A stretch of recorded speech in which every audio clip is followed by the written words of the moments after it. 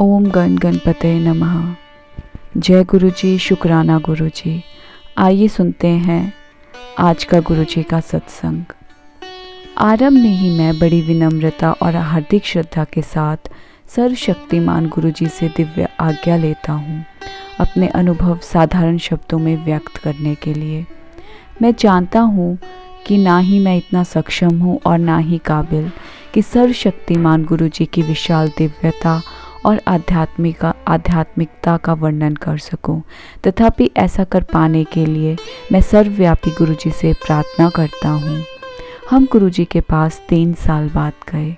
हम 18 दिसंबर 2008 को राकेश अंकल और उनके परिवार के साथ पहली बार बड़े मंदिर गए। मेरी पत्नी नीरा और बेटी मालविका भी साथ थी।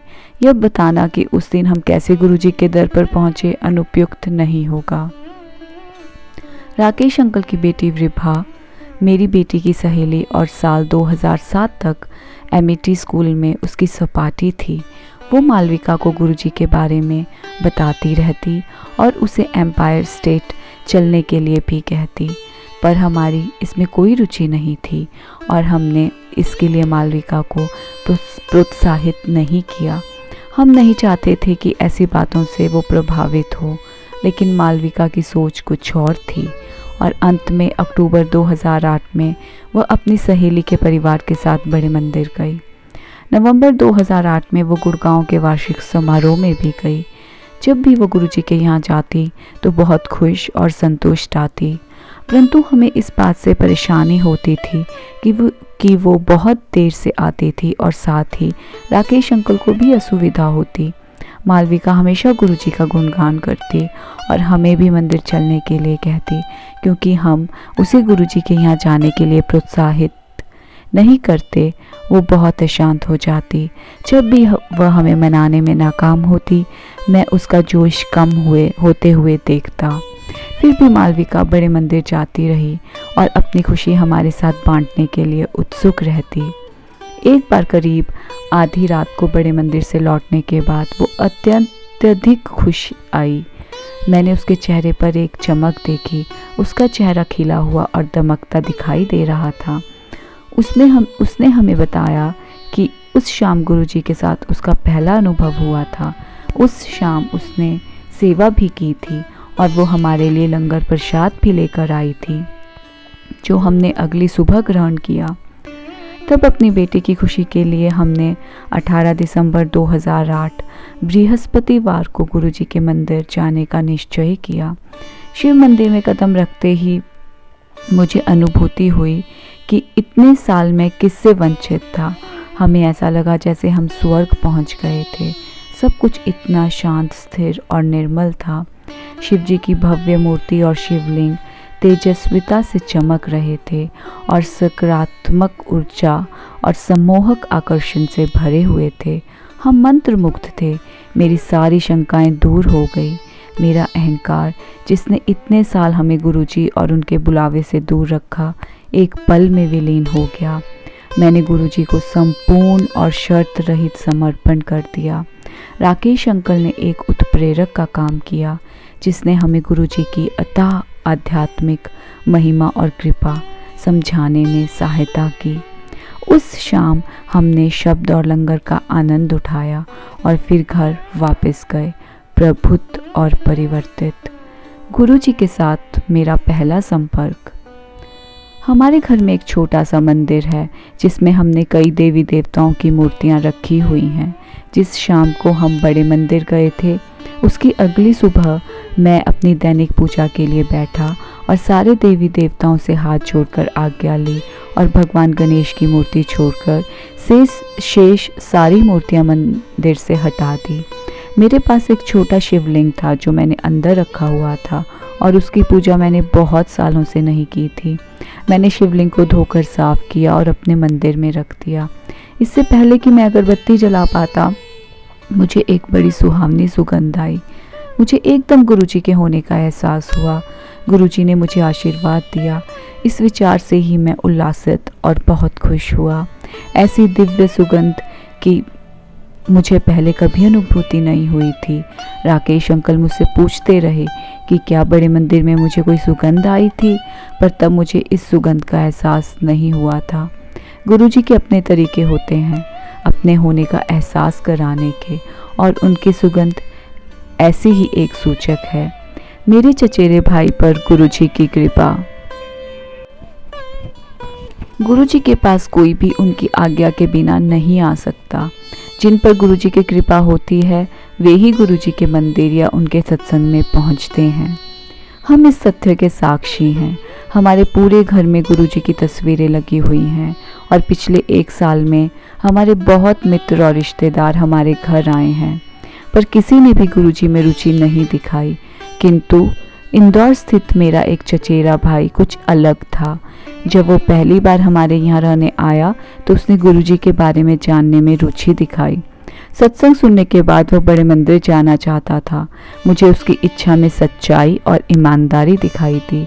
हमें शुक्रवार को बरेली हमारे गृह नगर जाना था, और हमने सोचा कि अगर हम रविवार को समय से वापस पहुंच गए तो हम मंदिर जा पाएंगे।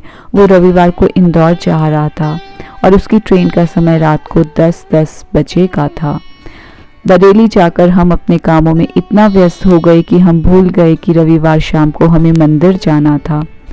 काम खत्म करने के बाद हम बरेली से दिल्ली के लिए गाड़ी से चल पड़े।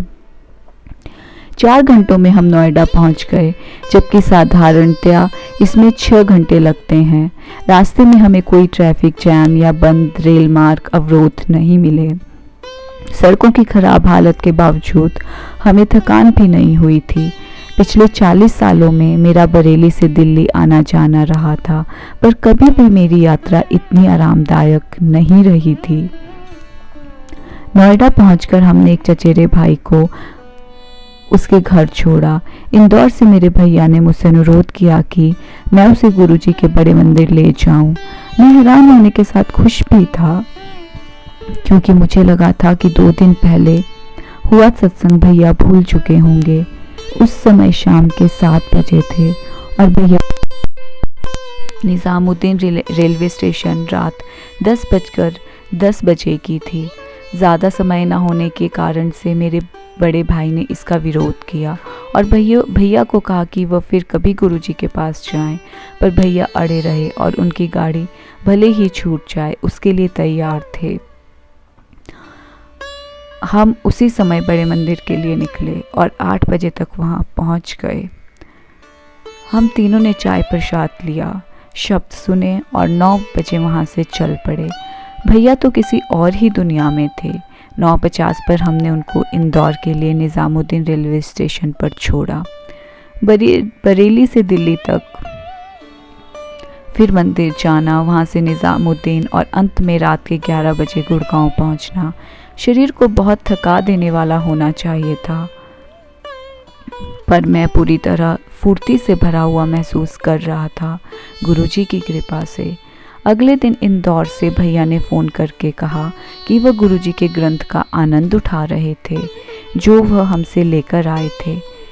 अब जब भी वो दिल्ली आते हैं तो गुरुजी के मंदिर जाना चाहते हैं। हमारे पास गुरुजी के ग्रंथ की एक ही कॉपी थी, पर हमने खुशी से वो भैया को दे दी। 2 दिन में ही गुरुजी ने हमारे लिए एक और कॉपी का इंतज़ाम कर दिया। गुरुजी की और मेरा सफ़र बड़े मंदिर जाते हुए हमें 1 साल से अधिक हो गया है। मेरा यह पूरे विश्वास से मानना है कि गुरुजी से मेरा जुड़ाव 18 दिसंबर 2008 को शुरू हुआ। 1999-2000 में जब मैं अहमदाबाद में रहता था तो मेरा एक मित्र हर रविवार को अपने गुरु के यहाँ जाता।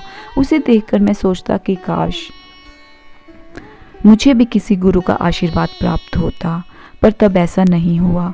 उस समय मुझे व्यापार में बहुत भारी हानि हुई और 1 साल में मेरी आर्थिक स्थिति बहुत खराब हो गई और ऐसा लग रहा था कि अब ठीक नहीं हो पाएगी। परिस्थिति कुछ ऐसी हुई कि 2001 में मुझे अपनी फैक्ट्री बेचनी पड़ी और 2002 में अपना घर और निजी संपत्ति भी। इतने बड़े धक्के के बाद भी मुझे अपने मित्रों द्वारा व्यापार के और अवसर मिलते रहे। ये अवसर इतने होते कि बस हमारी ज़रूरतें पूरी होती रहती। इस समय हम बहुत ज्योतिषियों के पास गए, जिन्होंने मुझे और मेरी पत्नी को पूजा करने को, पत्थर पहनने को और अन्य उपाय बताए।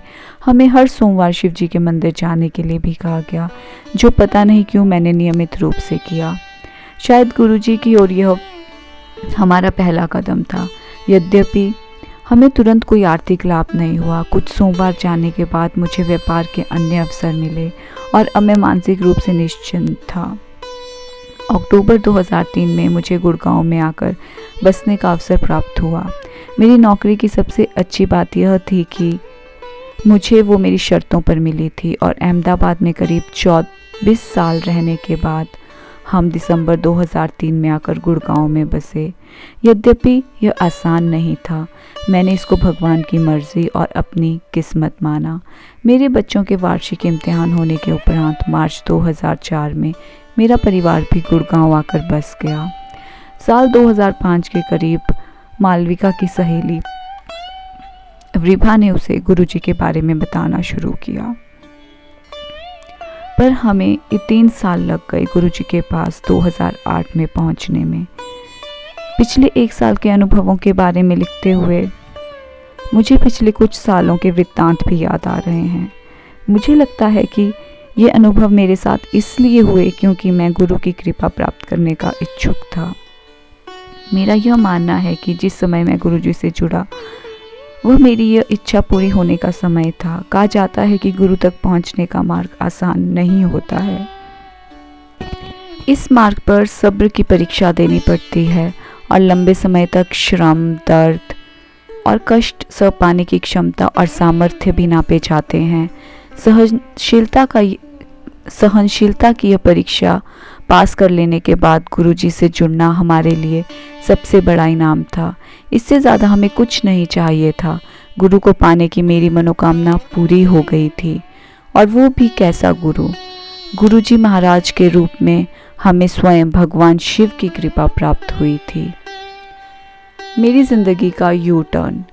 पहले दिन से ही सत्संग द्वारा हम इस बात से परिचित थे कि हमें गुरुजी से कुछ नहीं मांगना है, क्योंकि गुरुजी हमारी इच्छाओं और ज़रूरतों से पूरी तरह अवगत होते हैं। गुरुजी का आशीर्वाद प्राप्त करते रहने के लिए संगत को गुरुजी के सत्संग में और बड़े मंदिर जाते रहना चाहिए। यह बात पूरी तरह से सच है। गुरुजी ने हम पर स्वास्थ्य, संपत्ति, समृद्धि, प्रसिद्धि, नम्रता, सकारात्मकता और सुकून की बारिश की है। जो कुछ भी कोई सोच सकता है, गुरुजी ने वह सब और उससे कहीं अधिक दिया है। उनकी कृपा हर पल सब पर बरसती रहती है, पर कभी कभी हमें ही इस बात की अनुभूति नहीं हो पाती है। गुरुजी ने हमारे स्वास्थ्य को लेकर भी हमारा मार्गदर्शन किया है और स्वास्थ्य संबंधी बड़े बड़े कष्टों से हमें बचाया है। यहाँ तक कि सही चिकित्सकों की ओर भी हमारा मार्गदर्शन किया है। इसका एक उदाहरण मेरा हर्निया का ऑपरेशन है। ऑपरेशन थिएटर में मुझे बहुत घबराहट और व्यग्रता की अनुभूति हो रही थी, जो एक क्षण में गायब हो गई जैसे ही मुझे गुरुजी के उपस्थित होने का आभास हुआ। अप्रैल 2009 में मुझे स्लिप डिस्क हुआ, जिसका पुष्टिकरण MRI से हुआ। वह अपने आप ही ठीक हो गया और मुझे पता भी नहीं चला। गुड़गांव में हमारे घर में कुछ मिनटों की दूरी पर एक एक्यूप्रेशर विशेषज्ञ की ओर मुझे गुरुजी ने निर्देशित किया और पिछले 20 सालों से जो मुझे कमर का दर्द, स्थायी रूप से पेट में दर्द, साइनोसाइटिस और सर्वाइकल था, इन सब का उपचार अपने आप बिना दवाइयों के हो गया। गुरुजी का सुरक्षा कवच। गुड़गांव में हमारे गेस्ट हाउस के लिए दिसंबर 2008 में हमने एक अकाउंटेंट रखा। जनवरी में एक व्यक्ति जाते समय गलती से अपना कॉर्पोरेट क्रेडिट कार्ड वहीं छोड़ गया। उस अकाउंटेंट ने यह हमें नहीं बताया और एक बड़ी रकम निकालकर उस कार्ड का गलत उपयोग किया। अगली सुबह चेन्नई से हमें उस व्यक्ति का फोन आया। यद्यपि यह मानना कि हमारा एक कर्मचारी ऐसा कुछ कर सकता था मुश्किल था। हम उस दुकान पर गए जहां उस कार्ड का उपयोग हुआ था और वहां की CCTV फुटेज देखी। उस अकाउंटेंट को इस बात का पता चल गया और उसने तुरंत अपना अपराध स्वीकार लिया। 1 घंटे के अंदर सारा मामला सुलझ गया, क्रेडिट कार्ड वापस मिल गया और जो सामान खरीदा गया था वह भी उससे वापस ले लिया गया। वह मेहमान बहुत प्रसन्न हुआ और इतनी जल्दी और ईमानदारी से यह सब करने के लिए उसने हमारा धन्यवाद किया। उसने हमारे विरुद्ध कोई कार्यवाही नहीं की जिससे हम ब्लैकलिस्ट भी हो सकते थे और हमारे व्यापार को बहुत नुकसान पहुंचता। जिस आसानी और सहजता से यह सब सुलझ गया बिना किसी बाहर वाले के हस्तक्षेप के, यह बहुत अद्भुत था। गुरुजी के संरक्षण का आशीर्वाद का यह पहला अनुभव था। इसके बाद और अनुभव बहुत जल्द हुए। धन्यवाद गुरुजी। जून 2009 में हमने नई गाड़ी खरीदी और उस बृहस्पतिवार की शाम को गुरुजी का धन्यवाद करने और उनका आशीर्वाद लेने हम बड़े मंदिर गए। हम अरावली पहाड़ियों पर घूमने गए और वापसी में पता नहीं कहां से एक बहुत बड़ा पत्थर हमारी गाड़ी के नीचे आ गया और गाड़ी के निचले हिस्से से टकरा गया। हम रुके पर हमने उतर कर नहीं देखा कि गाड़ी को क्या नुकसान पहुंचा था। हम आगे बढ़ते रहे क्योंकि गुरुजी के मंदिर होकर आने से जो मधुर भावदशा थी वो हम नष्ट नहीं करना चाहते थे। अगली सुबह जाकर जब मैंने गाड़ी का निरीक्षण किया तो यह देखकर कि एक छोटी सी खरोंच को छोड़कर गाड़ी को कोई और नुकसान नहीं पहुंचा था, मैं आश्चर्यचकित और खुश भी हुआ और अपने कार्यालय के लिए निकल पड़ा। उस समय मुझे यह अनुभूति नहीं हुई कि गुरुजी के आशीर्वाद से हम सबको एक नया जीवन मिला था। शनिवार सुबह को मुझे सपना आया जिसमें मैंने देखा कि कैसे गुरुजी ने हमारे पूरे परिवार को एक बड़ी दुर्घटना से बचाया जो कुछ ही मिनटों बाद होने वाली थी। मुझे अच्छी तरह याद है कि मैंने देखा कि हमारी गाड़ी पहाड़ी से 50 फीट नीचे चली गई और मेरा परिवार बुरी तरह से घायल हो गया। सपने में मैं जैसे तैसे वापस सड़क पर पहुंचा और मुझे मदद मिली। हम सबको गुड़गांव में पारस अस्पताल ले जाया गया। उस दिन हम गुरुजी का विनयपूर्ण धन्यवाद करने दोबारा बड़े मंदिर गए। वाहन चालक को गुरुजी का आशीर्वाद। गुरुजी की कृपा हमारे वाहन चालक को भी प्राप्त हुई। वो बहुत बार सोमवार को हमारे साथ बड़े मंदिर चला था और चाय और समोसा प्रसाद ग्रहण किया था। एक रात वो बहुत तेजी से जयपुर से गुड़गांव गाड़ी चलाते हुए आ रहा था जिसमें और लोग भी थे। उसके आगे एक सवारी बस थी। अचानक वो बस बाईं ओर मुड़ी और हमारी गाड़ी सीधे एक डंपर ट्रक के सामने आ गई जो सड़क की गलत ओर से हमारी ओर तेज गति से आ रहा था। हमारे चालक ने बताया कि टक्कर होनी सुनिश्चित थी और वो बहुत चक्का रह गया। कुछ क्षण बाद उसने गाड़ी को सड़क की बाईं ओर खड़े पाया। गाड़ी पर एक खरोंच तक नहीं थी और डंपर आगे निकल गया था। सोमवार को बड़े मंदिर जाते समय चालक ने हमें यह सब बताया। मैंने तुरंत कहा कि गुरुजी ने उसे, बाकी लोगों को और गाड़ी को बचाया था। जब मैं गुरुजी के बारे में बात कर रहा था मुझे गुरुजी की विशिष्ट और पवित्र सुगंध आई, मानो मेरे ऐसे कहने को वह अपनी सम्मति और आश्वासन दे रहे हों। मालविका की टैक्सी का समाधान। 2007 से मालविका गुड़गांव से नोएडा अपने कॉलेज तक आना जाना टैक्सी से कर रही थी और टैक्सी के मालिक के घमंडी बर्ताव और समय का तालमेल ना हो पाने के कारण तंग आ गई थी। अब उसने इस बात का हट कर लिया कि उसे टैक्सी से नहीं जाना है और कॉलेज के तीसरे साल से उसके आने जाने के लिए कोई और प्रबंध किया जाए। 1 हफ्ते में उसका कॉलेज खुलने वाला था। जो पहले वाली टैक्सी का मालिक था उसने किसी और की बुकिंग ले ली थी और वह भी हमारी मदद करने को तैयार नहीं था। फिर भी हमें पूरा विश्वास था कि गुरुजी इस समय का कोई हल निकाल लेंगे, पर हमने अपनी कोशिशें जारी रखी। कॉलेज खुलने का समय आ ही गया था जब मेरी पत्नी नीरा को मालविका की एक सहेली की माँ का फ़ोन आया। वो दोनों एक ही कक्षा में पढ़ते थे और वो लड़की पिछले 2 सालों से हॉस्टल में रह रही थी। अब उसके माता पिता चाहते थे कि वो गुड़गांव आकर रहे और यहीं से प्रतिदिन अपने कॉलेज के लिए आए जाए। उन्होंने हमें कहा कि बारी बारी दोनों लड़कियां अपनी गाड़ी शेयर कर सकती थी। हमने उनकी बात मान ली। यह प्रबंध बहुत अच्छा रहा क्योंकि टैक्सी के कारण हम दोनों लड़कियों का यह प्रबंध बहुत अच्छा रहा क्योंकि टैक्सी के कारण अब दोनों लड़कियों का समय नष्ट नहीं हो रहा था। गुरुजी का धन्यवाद कि उनके कारण सब कुछ इतनी सरलता से हो गया और आज भी हो रहा है। मेरे बेटे को उसकी मनपसंद नौकरी मिली।